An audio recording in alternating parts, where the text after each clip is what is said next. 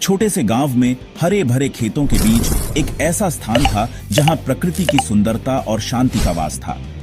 गणेश नाम का एक जवान लड़का रहता था। वह साधारण कपड़े पहनता था, लेकिन उसकी आंखों में एक चमक थी जो उसकी बुद्धिमानी को दर्शाती थी। वो अपनी समझदारी के लिए जाना जाता था। गांव के लोग उसकी सलाह को बहुत महत्व देते थे और उसकी बातों को ध्यान से सुनते थे। गणेश बहुत जल्दी सीखता था। वह हमेशा नई चीजें जानने के लिए उत्सुक रहता था और किताबों में डूबा रहता था। वो हमेशा मदद करने के लिए तैयार रहता था। चाहे कोई बुजुर्ग हो या बच्चा, गणेश हर किसी की सहायता करता था। गणेश घंटों पढ़ाई करता था। वह पेड़ के नीचे बैठकर किताबें पढ़ता और अपने ज्ञान को बढ़ाता था। उसे गांव के बुजुर्गों की बातें सुनना बहुत पसंद था। वह उनके अनुभवों से बहुत कुछ सीखता था और उनकी कहानियों में खो जाता था। उनकी कहानियों से उसे जिंदगी के बारे में बहुत कुछ सीखने को मिलता था। वह उन कहानियों को अपने जीवन में लागू करने की कोशिश करता था। गांव वाले गणेश की बहुत इज्जत करते थे। वे उसे अपने परिवार का हिस्सा मानते थे और उसकी सलाह को बहुत महत्व देते थे। वो अक्सर उससे सलाह लेते थे, चाहे खेती का मामला हो या पारिवारिक समस्या। गणेश की सलाह हमेशा कारगर साबित होती थी। गणेश हमेशा खुशी से उनकी मदद करता था। वह अपने ज्ञान और अनुभव का उपयोग करके गांव वालों की समस्याओं का समाधान करता था। वो अपने ज्ञान का इस्तेमाल अच्छे कामों के लिए करना चाहता था। उसका सपना था कि वह अपने गांव को एक आदर्श स्थान बनाए, जहां हर कोई खुशहाल और संतुष्ट हो। गणेश ने बच्चों को भी पढ़ाना शुरू किया। वह उन्हें न केवल किताबों का ज्ञान देता, बल्कि जीवन के महत्वपूर्ण सबक भी सिखाता। वह पर्यावरण के प्रति भी जागरूक था। उसने गांव में कई पेड़ लगाए और लोगों को भी पेड़ लगाने के लिए प्रेरित किया। गणेश की मेहनत और समर्पण को देखते हुए गांव वालों ने उसे सम्मानित किया। वे उसकी प्रशंसा करते नहीं थकते थे। गणेश का सपना था कि वह अपने गांव को एक आदर्श स्थान बनाए। वह अपने ज्ञान और मेहनत से इस सपने को साकार करने में जुटा था। उसकी मेहनत और लगन ने उसे गांव का सबसे प्रिय और सम्मानित व्यक्ति बना दिया। गणेश की कहानी हमें सिखाती है कि सच्ची समझदारी और मेहनत से हम किसी भी लक्ष्य को प्राप्त कर सकते हैं। एक दिन गांव में खबर पहुंची कि राजा को एक नए सलाहकार की तलाश है। यह बहुत बड़े सम्मान की बात थी। सलाहकार राजा को जरूरी फैसले लेने में मदद करता था। बहुत से गांव वाले खुश थे। वो महल में काम करने का सपना देखने लगे, लेकिन उन्हें पता था कि यह बहुत मुश्किल होगा। राजा को सबसे अच्छा इंसान ही चाहिए था। गणेश ने यह खबर सुनी। उसे उम्मीद की किरण दिखाई दी। वो हमेशा से अपने राज्य की सेवा करना चाहता था। शायद ये उसके लिए एक मौका था। गणेश ने महल जाने का फैसला किया। उसने एक छोटा सा बैग पैक किया। उसमें उसने अपनी पसंदीदा किताब रखी। वो किताब पुराने जमाने की विजडम से भरी हुई थी। सफर लंबा और थका देने वाला था, लेकिन गणेश ने हार नहीं मानी। वो इस मौके के बारे में सोचता रहा।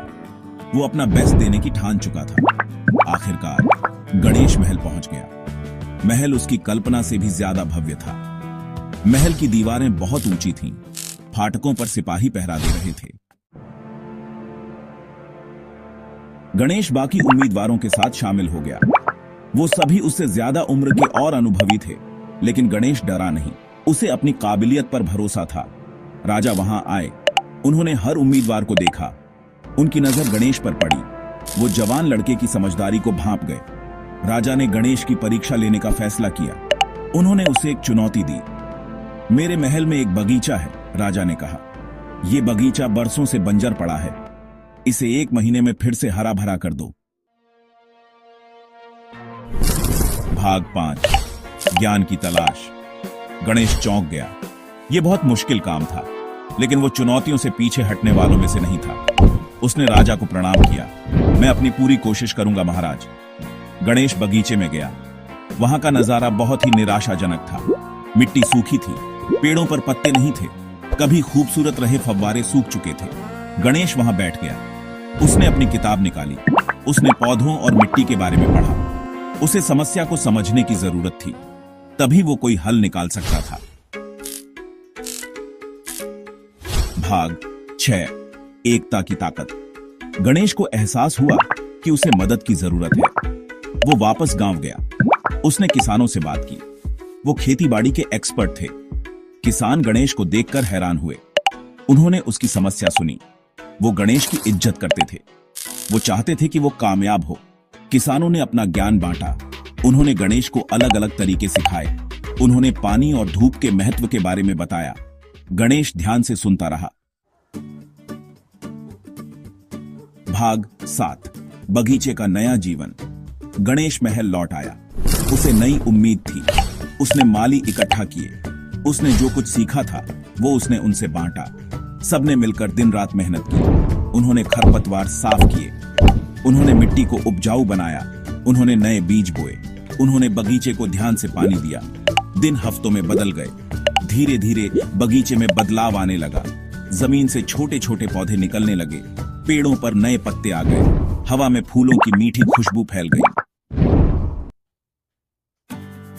भाग 8, सम्मान और इनाम। 1 महीने बाद राजा बगीचे में आए। वो हैरान रह गए। बगीचा अब पूरी तरह से बदल चुका था। बंजर जमीन अब एक जन्नत बन चुकी थी। जहां पहले सिर्फ सूखी मिट्टी और पत्थर थे, वहां अब हरियाली और फूलों की बहार थी। हर रंग के फूल खिले हुए थे। लाल, पीले, नीले और सफेद फूलों ने बगीचे को एक इंद्रधनुषी रूप दे दिया था। पेड़ों पर पंछी चहचहा रहे थे। उनकी मधुर आवाजें पूरे बगीचे में गूंज रही थीं, मानो वो भी इस परिवर्तन का जश्न मना रहे हों। राजा गणेश के काम से बहुत प्रभावित हुए।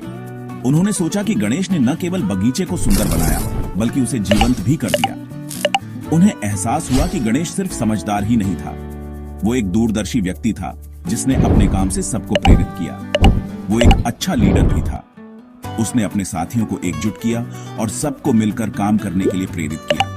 वो जानता था कि लोगों को कैसे एक साथ लाना है। उसकी नेतृत्व क्षमता ने सबको एकजुट कर दिया और सबने मिलकर इस बगीचे को स्वर्ग बना दिया। राजा ने गणेश को अपने सलाहकार का पद दिया। उन्होंने सोचा कि गणेश की समझदारी और नेतृत्व क्षमता राज्य के लिए बहुत फायदेमंद होगी। गणेश ने नम्रता से स्वीकार कर लिया।